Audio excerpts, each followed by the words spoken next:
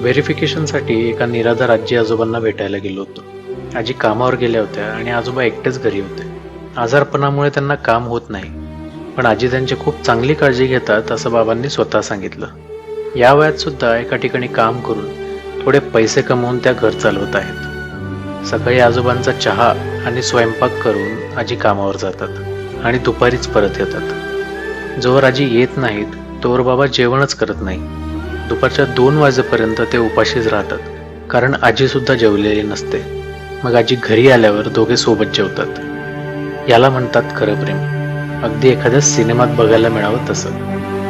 आयुष्यात कितीही पैसा किंवा संपत्ती कमवली तरी शेवटी मात्र प्रेमच कामाला येणार आहे. त्यामुळे सगळ्यांशी प्रेमाने वागा आणि व्हिडिओ शेअर करून तुमच्या प्रियजनांपर्यंत नक्की पोहोचवा.